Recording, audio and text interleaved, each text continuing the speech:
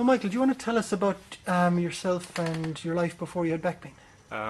Was saying in 2003 was when I first got my serious setback back pain. I did notice it when I was 14 that I was playing football, but really it happened within 2003. At the time I was doing rugby, basketball, a mixture of sports, and but one morning I just woke up and I felt like someone had thumped me right in my butt, and it was like electric shock right through my left hand side all the way down to my calf.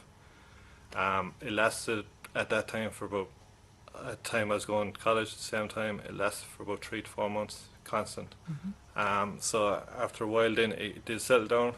I completed my exams. A year or two later, it came back at me again, and at this time, I wasn't was it wasn't during training. Wasn't I just walking down the street?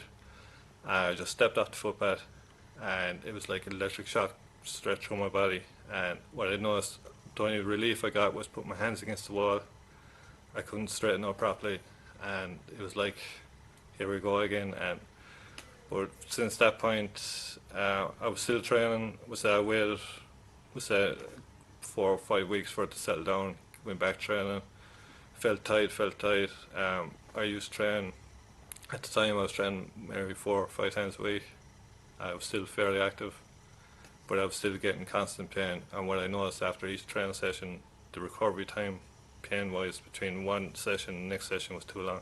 And basically, I just in 2008, 2009, I was 25, 26. I just broke down. I had enough training. The thoughts of actually going training, even going on the bus, sitting down, going to the pub with friends, anything like that, it was just too much. I broke down again then, early, be December 2011, around Christmas time. I broke down. I couldn't, because I live in a small village and I couldn't walk down the street.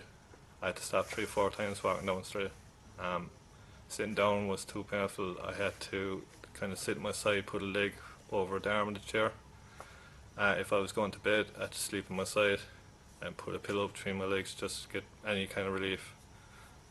Tablets didn't work, you name it, they all didn't work. Rubs, DP, they relaxed the muscles, but the pain, the signal was still being sent. So then I went for another MRI in the start of February. They noticed that for whatever reason the bulges shrank, but I was still in pain, and I was trying to get a handle on it. I started just going through simple things, just like relaxing, sitting down, even because he tested me how I was sitting down, how I was standing up. And when I look back at it, and at the time it was like, because all along you're taught to protect yourself, you gotta protect yourself. If you stand up, you sit down, everything has to be tense. But I noticed going through, looking back at it, I was actually probably doing more damage to myself because I wasn't letting myself relax.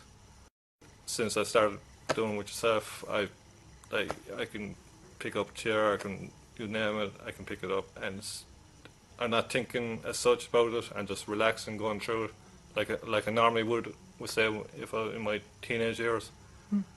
It wasn't until I hurt my back that I really started. You kind of become obsessed with it. Everything is focused about it. You can't do nothing without. And when you describe that, it sounds like there's a physical element and a mental element in terms of the rehabilitation. Is that fair to say? Definitely, because like I said, I've gone through countless physical sessions. You name it, I've gone through it, and they would work maybe because the muscles will relax maybe for an hour, maybe a week later, or even say it could be a couple of hours. You could be just sitting at home and it would come back at you, or something mentally could set you off. It could be just the fact you got tense, or anything like that. So, do you want to tell us how you're doing now at the moment in terms of your back pain and life in general? So back pain was the fact that I'm sitting down for how many minutes this is going on, but the fact that I can sit down. I'm doing a course at the moment. I'm preparing for exams. Before, the thoughts of sitting down for 3 hours straight would have been too much. I wouldn't even consider it because I've done that before. It was in my previous, and I would have to keep getting up every so often. I've done mock exams just a couple of weeks ago. I can sit down for my 3 hours. So I'm like anyone else. When I get up, maybe I crack a bit or creak a bit, but I'm able to get up, and I'm not. Before, people back then might notice, but when you get up, the first couple of steps, like you pure tight, electricity, everything just firing, and then it might settle out a bit. Sometimes it wouldn't. Now I get up and it's like at the start when I first started with stuff, it's like I would get up and I'm waiting for the pain, and it's like it's not right. And then I would actually have, like, when I would use finish sessions myself, just go home and I would try to test it out myself and do it like the way I was taught all along, was just be nice and tight, try to get up, and then you would, if you did 3 or 4 times, you feel the pain coming back. But doing it the other way, you could do it countless times. And then if we looked at things like your social life, your sleeping ability, and your ability to cope with stress, how are they at the moment? Was when I was really at my worst, so I couldn't go out because the thoughts of going out was like, oh, I can't sit in the stool because my hamstrings would go. I can't sit in the inside bench because if I get up, my back, I mightn't be able to straighten up. I couldn't sit down for that long. If I was standing too much, it was kind of, now I can go, come, do whatever I want. Sleep-wise, back when I really had it, I used to bring an ice pack with me. I used to put it into like a small cooler box alongside the bed. I used to have a hot water bottle that I would have in the bed, warm in the bed before I even got into it. And that was just to make me kind of more relaxed. And so I might, at the time, I might get a couple of hours sleep if I was lucky. And then it'd be a matter of getting up and walking around the room. Or I'd done it a few times. I would have to physically walk out of the house and walk down the street at 3, 4 o'clock in the morning, and people are like, "What's his problem?" Like, and where do you want to be? I want to be back doing what I was doing before. Maybe not to the same level, because obviously I'm older, but just being part of a group. Because when you suffer with pain, that's why you don't really want to be around people or be a part of a group. Because, like, from my background, I was doing martial arts or say boxing or anything like that, and you see lads you were trained with, and you see them competing. It's like, I want to do that, and then mentally, then you're getting tense again. And it's just, it would set things off. Whereas now, gone through what I've gone through, and I said I'm a lot more relaxed. I've started coaching again. I'm starting to get back into it myself. It just, I wouldn't set a goal to like be professional or anything like that. It's just, I want to do it, and if I can do it, then I'll push myself again. Because all along you would be told by countless people that walking, maybe swimming, that was your lot, pretty much. And do you think that doing more vigorous exercise is safe for your back? Originally, because like I was saying, I gave up training probably early 2009,